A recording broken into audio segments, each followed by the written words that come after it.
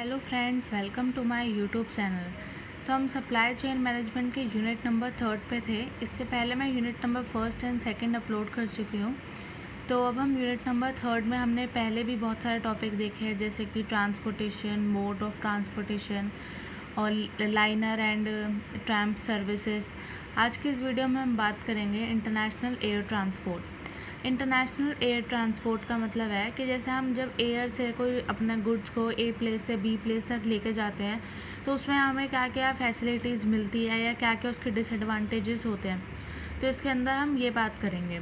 International air transport, some of the important factor while deciding about the mode of transport. मतलब वो important factor जब हम choose करते हैं कि हमें कौन से मोड ऑफ ट्रांसपोर्ट को यूज़ करना है, तो हम किस किस फैक्टर्स को देखते हैं।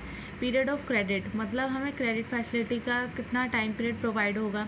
वैल्यू ऑफ गुड्स, मतलब अगर ज़्यादा हमारे एक्सपेंसिव गुड्स है तो हम एयर को प्रेफर करेंगे, और थोड़े अगर लेस एक्सपेंसिव है तो रोडवेज़। इंश्योरेंस कॉस्ट, उसके इंश्योरेंस कॉस्ट कितनी पड़ रही है। फिर आता है warehouse cost, warehouse मतलब जहाँ पर हम उसे रख रहे हैं तो वहाँ पे उसकी कितनी कॉस्ट आ रही है। EOQ, इकोनॉमिक ऑर्डर क्वांटिटी या फिर रीऑर्डर पॉइंट उसका कितना बन रहा है। स्टोरेज कॉस्ट, अगर हम उसको किसी जगह पे स्टोर कर रहे हैं तब हमारी कितनी कॉस्ट आ रही है। पैकेजिंग कॉस्ट, उसकी पैकेजिंग के बाद की कितनी कॉस्ट आ रही है। ट्रांसपोर्ट कॉस्ट, ए प्लेस से बी प्लेस में लेके जाने में उसकी ट्रांसपोर्टेशन में कितना टाइम लग रहा है या कितनी कॉस्ट आ रही है। लास्ट आता है टाइम, अगर हमें कोई जल्दी अपने गुड्स को ट्रांसफ़र करना है तो हम एयर को प्रेफरेंस देंगे, और अगर हम थोड़ा आराम से भी कर सकते हैं तो हम रेल को देंगे। तो इसके अंदर हम इन सब बातों को देखते हैं, उसके बाद हम चूज़ करते हैं मोड ऑफ ट्रांसपोर्ट को। अब हम बात करते हैं आज एयर ट्रांसपोर्ट की, जिसके अंदर हम इसके एडवांटेजेस देखते हैं। एडवांटेजेस ऑफ एयर ट्रांसपोर्ट, तो इसके अंदर क्या होता है, स्पीड होती है। मतलब क्या है, अगर हमें बहुत ही कुछ घंटों में ही पहुंचाना है अपने सामान को, या फिर कुछ कम टाइम में, तो हम एयर का यूज़ करते हैं। क्विक डिलीवरी, बहुत जल्दी से हमारी डिलीवरी हो जाती है ए प्लेस से बी प्लेस में। इसके अंदर हम प्रेफरेंस देते हैं पेरिशेबल प्रोडक्ट्स को, मतलब जो कि फ्रेश प्रोडक्ट्स होते हैं उनको हम ज़्यादा प्रेफरेंस देते हैं कि हम एयर ट्रांसपोर्ट का यूज़ करें। प्रेफरेबल इन स्पेशल ओकेजन, अगर दिवाली के टाइम पर या क्रिसमस के टाइम पर अगर हमें कोई सामान एक प्लेस से दूसरे प्लेस पे लेके जाना है तो हम एयर ट्रांसपोर्ट का यूज़ करते हैं। Preferable in high value of goods, अगर हमारे गुड्स बहुत एक्सपेंसिव है तब हम इसका यूज़ करते हैं। क्रिएट न्यू मार्केट, अगर हमें कोई दूसरी मार्केट क्रिएट करनी है तब हम इसका यूज़ करते हैं। It increase mobile and computer production capacity, इससे क्या होता है, ये बढ़ा देता है मोबाइल और कंप्यूटर प्रोडक्शन कैपेसिटी को। स्प्रेड रीजनेबल डिमांड, मतलब ये इजीली रीज़नेबल डिमांड पे ही हमारा जल्दी से जल्दी फैल जाता है। लेस पैकेजिंग कॉस्ट, इससे हमारी पैकेजिंग कॉस्ट भी थोड़ी कम पड़ती है। लेस डिस्ट्रीब्यूशन कॉस्ट भी हमारी कम आती है। Cost of financing is very less, अगर हमें किसी कॉस्ट पे फाइनेंस करना है मतलब किसी बिजनेस में, तो वो भी हमारा कम आता है। Looking of fund is minimise, अगर हमें इसमें ज़्यादा से ज़्यादा फंड ढूंढने की ज़रूरत नहीं पड़ती। लेस रिस्क ऑफ डैमेजिंग, तो इसके अंदर क्या है, इसके अंदर बहुत ही कम रिस्क आती है डैमेज होने की, मतलब चीज़ें ख़राब बहुत कम होती हैं। इन्वेंट्री टर्नओवर इसमें फास्ट हो जाता है। अपॉर्चुनिटी कॉस्ट, मतलब हमें ज़्यादा अपॉर्चुनिटी मिलती है, अपने सेल को हम बढ़ा पाते हैं। उसके बाद आता है less obsolescence and determinant cost, मतलब इसके अंदर ख़राब होने का बहुत ही कम चांसेस रहते हैं। बट इसकी कुछ लिमिटेशंस होती है। लिमिटेशन क्या है, द कैपेसिटी इज़ लिमिटेड, मतलब जैसे हमारी जितनी कैपेसिटी होगी हमारे एयरप्लेन की, तो उसके अंदर उतनी कैपेसिटी का ही गुड्स आ पाएगा।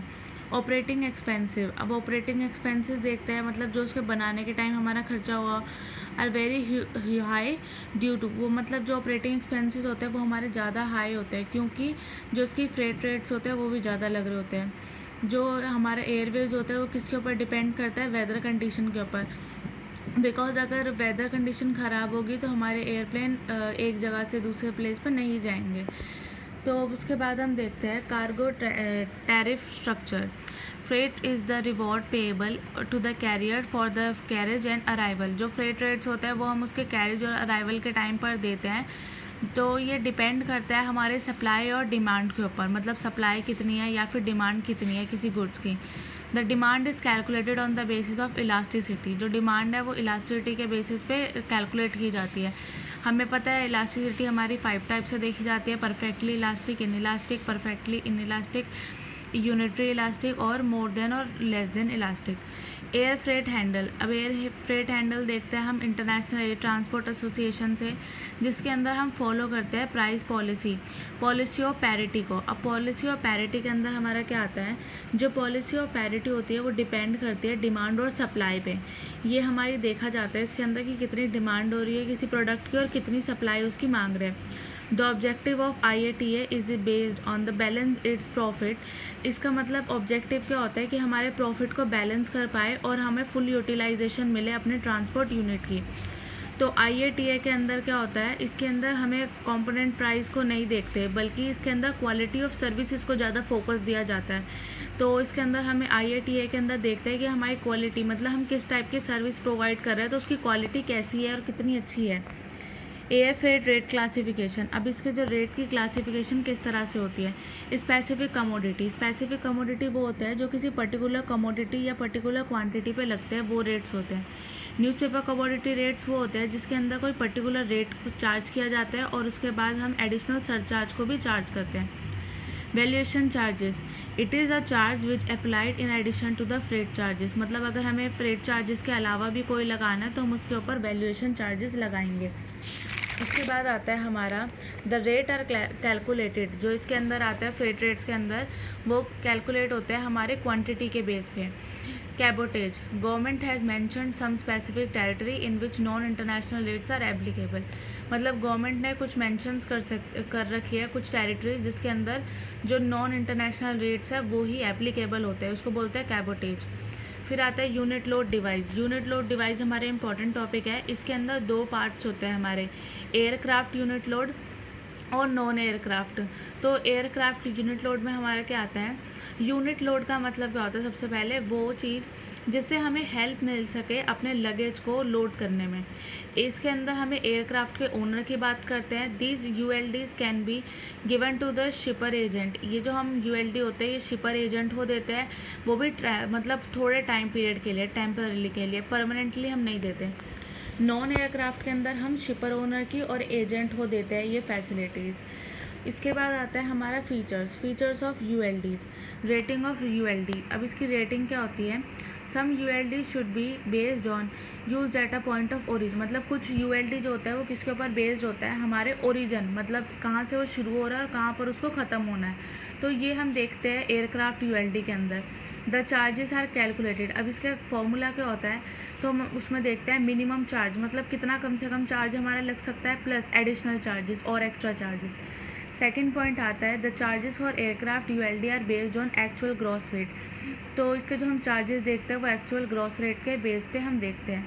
अगर हम नॉन एयरक्राफ्ट ULD की बात करें तो उसमें आता है हमारा the charges are calculated on the basis of actual gross rate of goods को देखते हैं in the tare weight allowances, और उसके साथ में हम टायर वेट को देखते हैं, और ये सब हम कैलकुलेट करते हैं किसके बेसिस पे, IATA रूल्स और रेगुलेशन के बेस पे। तो आज की वीडियो में बस इतना ही, और अगर आपको मेरी वीडियोस पसंद आई हो तो प्लीज़ लाइक करें और मेरे चैनल को सब्सक्राइब करें, और अगर आपको सप्लाई चेन मैनेजमेंट की और भी वीडियोस देखने हैं तो प्लीज़ प्लेलिस्ट को चेक करें। Thank you.